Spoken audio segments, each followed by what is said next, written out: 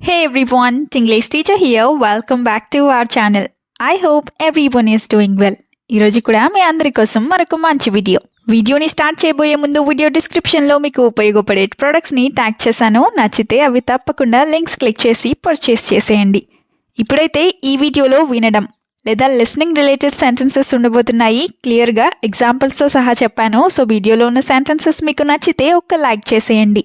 ఇప్పుడైతే ప్రీవియస్ వీడియోలో నేను మిమ్మల్ని 2 క్వశ్చన్స్ అడిగాను కదా, వాటిలో ఫస్ట్ వన్ ఇస్ ఏదో ఒకటి చెయ్యి. ఈ సెంటెన్స్ని ఇంగ్లీష్లో do something or do anything ఇలా చెప్తాం. నా ద సెకండ్ క్వశ్చన్ ఇస్ ఇంట్లో ఒంటరిగా మాత్రం ఉండాలని లేదు. ఈ సెంటెన్స్ని ఇంగ్లీష్లో I don't want to stay alone at home ఇలా చెప్తాం. ఇప్పుడు మీకోసం అయితే ఈ వీడియోలో 2 క్వశ్చన్స్ ఉంటాయి కదా, వాటిలో ఫస్ట్ వన్ ఏంటంటే వింటున్నావా లేదా. దీన్ని ఇంగ్లీష్లో ఎలా అడుగుతారో తప్పకుండా కామెంట్ సెక్షన్లో కామెంట్ చేయండి. What do we call this in English? Let me know in the comments. నా the second question for you which is ఈ మధ్య నాకు సరిగ్గా వినపడటం లేదు లేదా వినపడట్లేదు. ఈ సెంటెన్స్ని ఇంగ్లీష్లో ఎలా చెప్తామో తప్పకుండా కామెంట్ సెక్షన్లో కామెంట్ చేసి చెప్పండి. ఇప్పుడైతే లేట్ చేయకుండా మన వీడియోని స్టార్ట్ చేద్దాం. Let's get started. Sentence number 1 of this video is నేను చెప్పింది నీకు వినపడలేదా లేదా నేను చెప్పింది నువ్వు వినలేదా. ఇది చాలా కామన్గా అడుగుతూ ఉంటారు కదా. సో దీన్ని ఇంగ్లీష్లో Didn't you hear what I said? Didn't you hear what I said? Or didn't you hear what I said? ఇలా అడుగుతాం. ఇప్పుడైతే 2 ఎగ్జాంపుల్స్ని చూద్దాం. దాంట్లో ఫస్ట్ వన్ ఏంటంటే నువ్వు విన్నా కూడా విననట్టు నటిస్తున్నావని నాకు అనిపిస్తోంది. ఈ సెంటెన్స్ని ఇంగ్లీష్లో I feel like even if you heard it, you are pretending as if you didn't hear it. I feel like even if you heard it, you are pretending as if you didn't hear it. ఇలా చెప్తాం.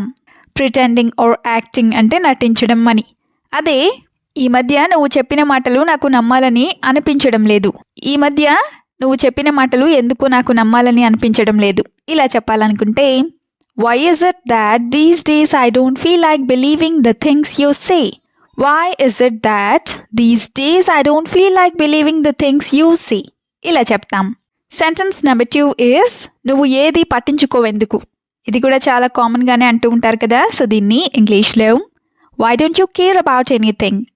Why don't you care about anything? ఇలా చెప్తాం. Why don't you care అంటే నువ్వు పట్టించుకోవెందుకు అని. అదే నువ్వు నాకు ఏది చెప్పడం లేదు, అలాగే నేను చెప్పేది కూడా ఏది వినడం లేదు ఇలా చెప్పాలనుకుంటే You are not telling me anything and you are not listening to what I say either. You are not telling me anything and you are not listening to what I say either. ఇలా చెప్తాం. అదే ఏది పట్టించుకోకుండా ఇలా ప్రవర్తించడం మంచిది కాదు లేదా మంచి పద్ధతి కాదు ఇలా చెప్పాలనుకుంటే It's not good to ignore everything and behave like this. ఇలా చెప్తాం. ఇదే సెంటెన్స్ని It's not good to be indifferent about everything like this ఇలా కూడా చెప్పచ్చు. సెంటెన్స్ నెంబర్ 3 ఇస్ ఇప్పుడు వినకుండా తర్వాత అడగొద్దు. మనం చెప్పినప్పుడు వినకుండా తర్వాత అడిగినప్పుడు ఇలా అంటూ ఉంటారు కదా. సో దీన్ని ఇంగ్లీష్లో Don't ask me again later without listening to what I am saying now. Don't ask me again later without listening to what I am saying now. ఇలా చెప్తాం. Don't ask me later అంటే తర్వాత నన్ను అడగొద్దు అని. అదే నేను అనవసరంగా ఏది మాట్లాడను, అవసరమైనవే మాట్లాడతాను, అయినా కూడా నువ్వు ఎందుకు వినవు ఇలా అడగాలనుకుంటే I don't talk unnecessarily. I only say what is necessary. Yet why don't you listen? I don't talk unnecessarily. I only say what is necessary. Yet why don't you listen? ఇలా అడుగుతాం. Yet why don't you listen అంటే అయినా కూడా నువ్వు ఎందుకు వినవు అని. అదే when you say something, look at me and talk. Only then I will know that you are actually talking to me. When you say something, look at me and talk. Only then I will know that you are actually talking to me. అంటే నువ్వు ఏదైనా చెప్పాలని అనుకుంటే నా వైపు చూసి చెప్పు, అప్పుడే నువ్వు నాతో మాట్లాడుతున్నావని నాకు అర్థమవుతుంది అని. సెంటెన్స్ నెంబర్ 4 ఇస్ ముందు చెప్పేది విను, తర్వాత నీ ఇష్టం ఇలా కూడా అంటూ ఉంటారు కదా. సో దీన్ని ఇంగ్లీష్లో First listen to what I am saying, then do as you wish. First listen to what I am saying, then do as you wish. ఇలా చెప్తాం. అదే నేను చెప్పింది చెప్పినట్టు చేయాలనే రూల్ ఏమీ లేదు, నీకు నచ్చితేనే చెయ్యి ఇలా చెప్పాలనుకుంటే There is no rule that you must do exactly what I say. Do it only if you like it. There is no rule that you must do exactly what I say. Do it only if you like it. ఇలా చెప్తాం. Now the second example is, if you don't like listening, then tell me beforehand. If you don't like listening, then tell me beforehand. అంటే నీకు వినడం ఇష్టం లేకపోయినట్లయితే నువ్వు నాకు ముందే చెప్పేసేయి అని. సెంటెన్స్ నెంబర్ 5 is, విననప్పుడు చెప్పడం అనవసరం. ఇది కూడా అంటూ ఉంటారు కదా, సో దీన్ని ఇంగ్లీష్లో when you don't listen, it is useless for us to talk. Or when you don't listen, it is useless for us to speak. ఇలా చెప్తాం. అదే మళ్ళీ మళ్ళీ అదే చెప్తూ ఉంటే ఎవరికి వినాలని అనిపించదు.